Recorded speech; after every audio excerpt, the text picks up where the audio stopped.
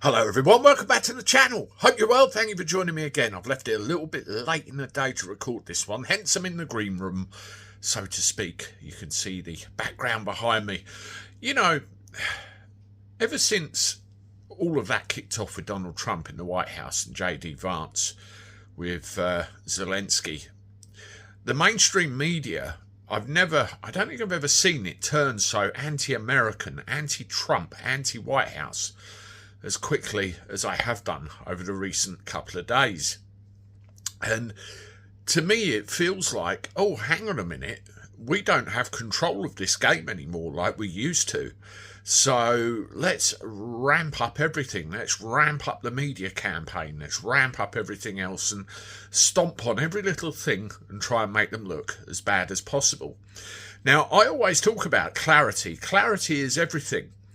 And as we looked at that situation in the White House with Trump, Vance and Zelensky, we were all led to react to a snippet of a near 50-minute conversation in front of the world's cameras.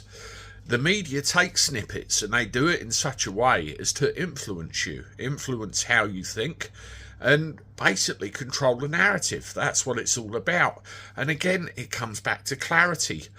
So many people out there don't look into things. They rely on the news to get their news because, you know, they don't have the time or whatever it happens to be to sit down and work it out for themselves. So inevitably, they become controlled by what they see. Now, going back to the narrative, JD Vance has been accused in the UK press of saying that, you know, 20,000 troops from UK and France have never or not fought in a war for the last 30 or 40 years. And it's caused absolute outrage, and a number of comments, again, reacting to this statement have been unbelievable. There's been hundreds, if not thousands. Listen to this example. I think JD Vance is far cleverer, far more wily and far more knowledgeable than Donald Trump is, and he knows exactly what he's doing, and he should be ashamed of himself. Also, by the way, in that interview on Fox, he was very dismissive of the European leaders, but he was also very dismissive of, some 20,000 peacekeeping forces from Europe and from France and Britain that helped us in Afghanistan. Are you kidding me, mate? You invoked our... See, that's Hartley Brewer on Talk TV really sticking a knife in and giving it a twist, which is no more, no less than the rest of the mainstream media have done all the time, all day long over this. And again, people react to it. You know, we have the Falklands, which was roughly 42, 43 years ago now by my count. That's the last time I believe that we engaged directly in combat with a foreign foe, because they invaded what was ours. You roll forward to what she mentions about Article 5. Article 5 was triggered by the Americans in the wake of 9/11. And, you know, troops from our country and others ended up in Afghanistan, and we know the history of the whole thing. So she's right to that regard. But back to the narrative now. What did Vance actually say? Have a listen.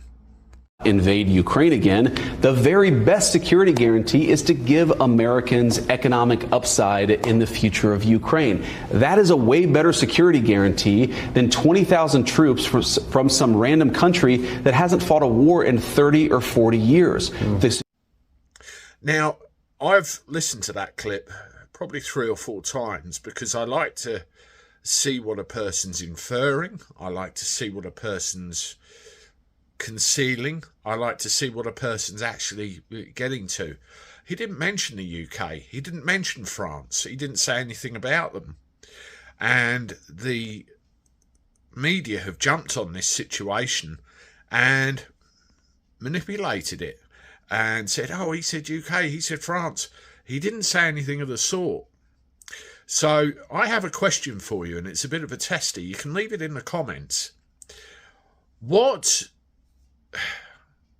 do you believe he meant? Do you think he meant the UK and France? Do you think it was just an off-the-cuff remark responding to an interview question?